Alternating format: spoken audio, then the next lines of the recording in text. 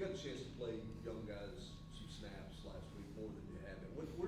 Where's Marion Dye? Where's Isaiah Campbell? Where do you think some of those young guys are as you move into this next portion of the schedule?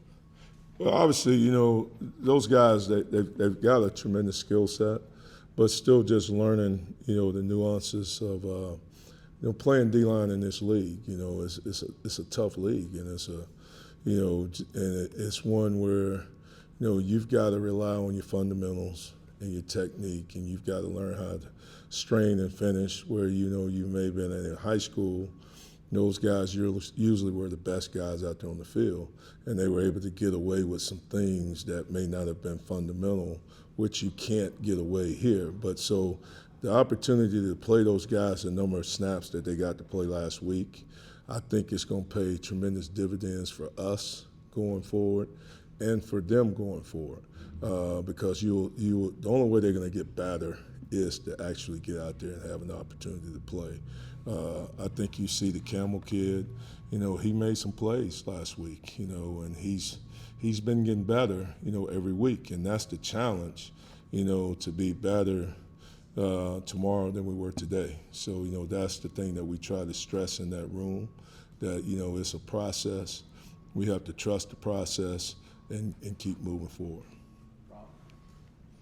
Coach, I know you're going to help you there on the interior, but until you do, how important is it that those young kids come along? I guess how difficult is it for guys like Bryson and Dom to play 60 snaps in an SEC game like they did a couple weeks ago? How much do you need? Well, those guys, man, I've been very, pleased and proud of the way, Eason and Bailey have stepped up and the things that they've done, in the absence of some guys, So, I know it's a little bit different style than what we've been able to do in the past where we had, more numbers, and moving, Dom inside when Jackson went down, we just made the decision that that was the best thing for this team, for us to pick the best lineup out there on the field was for us to be able to move him inside and move the Weathersby kid and West and get those guys more reps.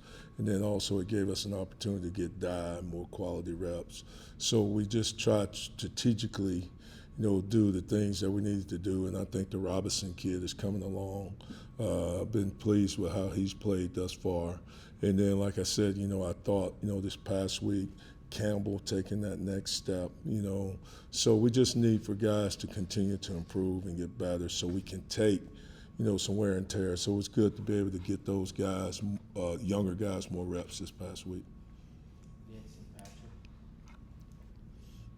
What's your evaluation of your pass rush off the edge, specifically with those Leos like Joseph's, Herring, and Ross? I think those guys have done a really good job of affecting the quarterback and in some crucial situations too.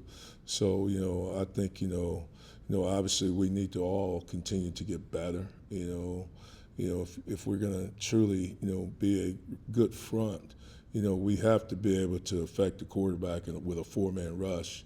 At times not having to bring five and all that. And if we can do that with our twist games and those things right there, it'll help us be a better defense.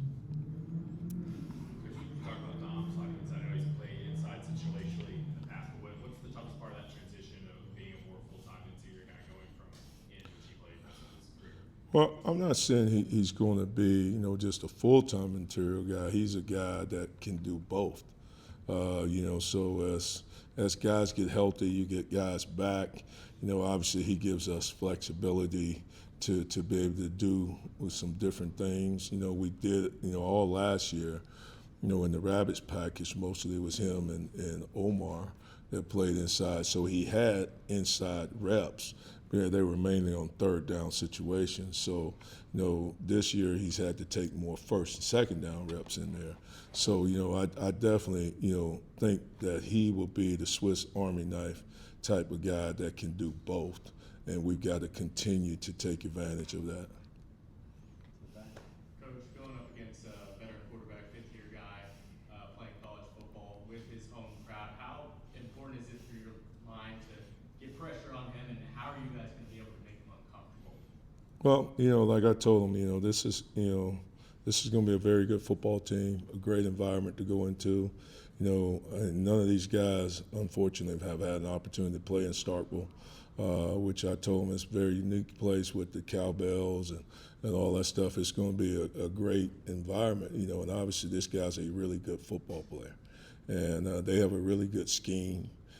So, you know, we've got to make sure that we're focusing on our fundamentals and our technique and that we've got to play, you know, mistake-free football. I thought last week we took a step forward in playing cleaner, you know, because that's one of the things, I think against UGA, I thought the guys played really hard, but we didn't play very smart.